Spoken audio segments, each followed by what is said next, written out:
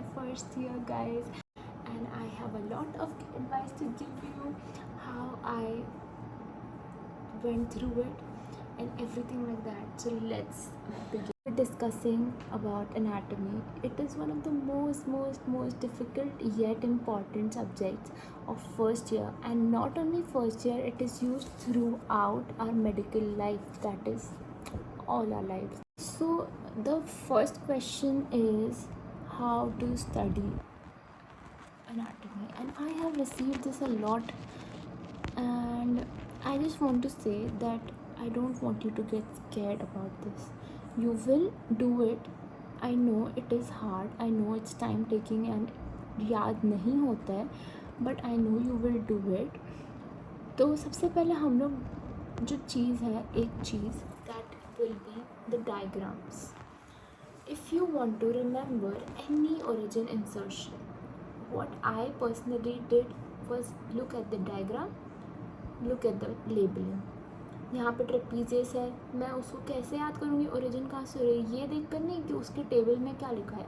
I would just remember the diagram, और diagram में मुझे जो जो दिख रहा है मैं वो उसको लिख लेती थी, and it was set in my mind. That's why I just practice diagrams instead of reading what's in the table.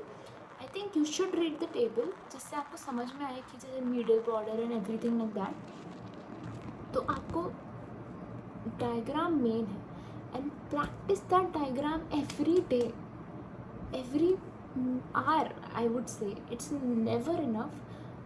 Origin insertion, at least physiotherapy mein, is the most important thing, because even in further, like for treating a patient and anything like that, we will use it throughout physiotherapy. मैं अभी second year मेरा just शुरू हुआ है, and I have already faced anatomy in this 1 week a lot. So you can only imagine how much importance it has throughout the 4 years and even further.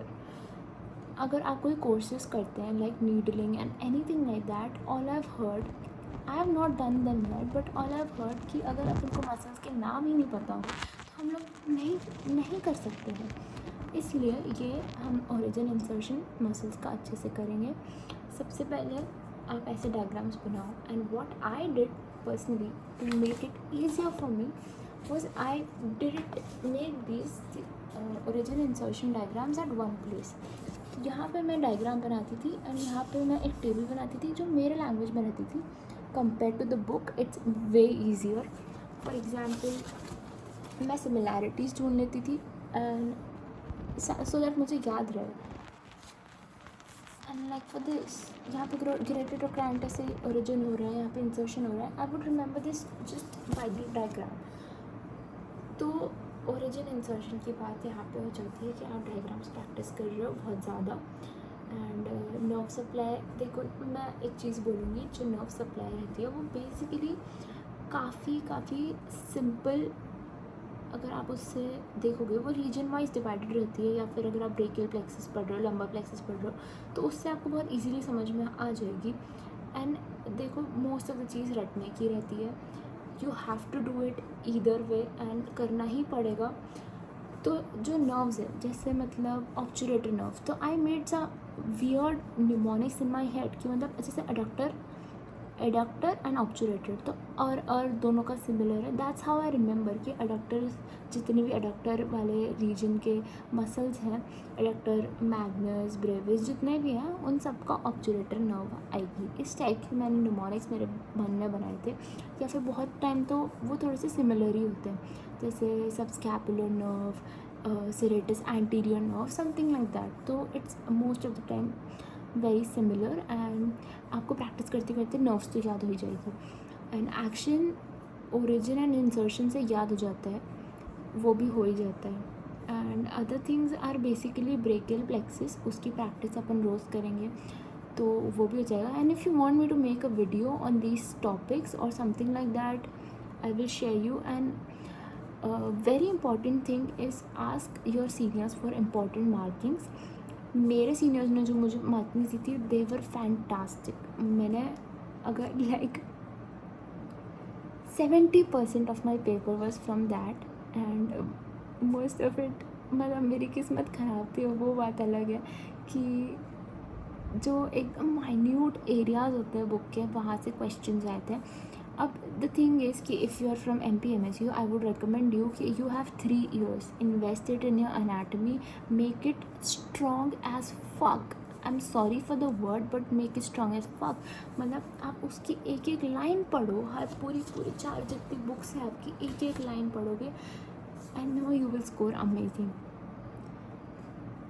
तो this is how you study anatomy. And if you want to share this notes, जैसे मैंने origin insertion के tables खुद की easy language में बना के रखे. If you want this, you can tell me, comment, whatever, or you can make them on your own so that it's even easier for you.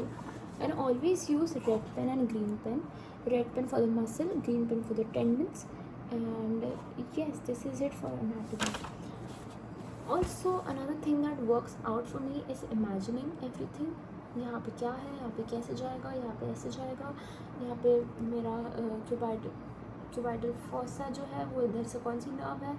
Everything, relating it to the reality, how my muscles are, how my friends' muscles are, how my mother's muscles are. तो फिर उससे बहुत ज़्यादा relate होता है ना.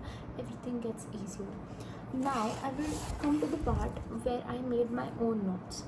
अब मैं क्या करती थी, I love being a very organized person. I am like that.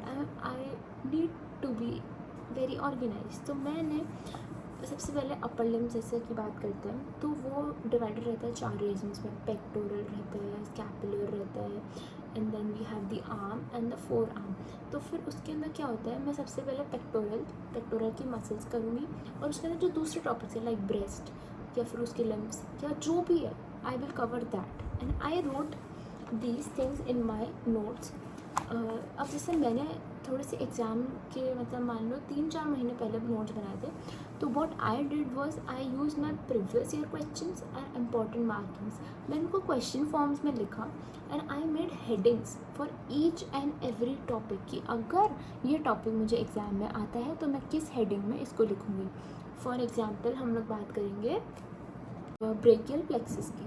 जैसे for example if you are talking about brachial plexus तो मैं उसके अंदर क्या क्या लिखूँगी. First I define it and then I will describe the root, trunk, divisions and everything like that, and then I will describe the clinical anatomy. ऐसे मैं पूरा ऐसे नोट्स बनाती थी कि मैं I will cover these headings. So this makes your work easier and it's easier to remember and go through your book every day. I would recommend that. इसलिए मतलब मैं अपर लिम्ब से हमेशा शुरू करती थी ना. अपर लिम्ब मेरे को बहुत रटा हुआ है, तो that is how it works. So the weirdest thing I did was that sometimes ना जैसे नर्व्स के जो रूट्स रहते हैं, कोर्सेज रहते हैं, वो मुझे याद नहीं होते थे. तो what I did was I made this huge table 2 page का. This is the upper limb, this is the lower limb. तो अपर लिम्ब में मैंने जितने भी नर्व्स होते हैं मैंने उन सब की जितनी भी पूरा कोर्स रहता है पूरा शुरुआत से लेके एंड तक मैंने एक जगह पे लिखा. And there was the clinical anatomy at the end. तो ये मैंने मेरी ईजी लैंग्वेज में लिखा है. But now I know what to write in the exam, the main thing. तो आई कैन डिस्क्राइब इट.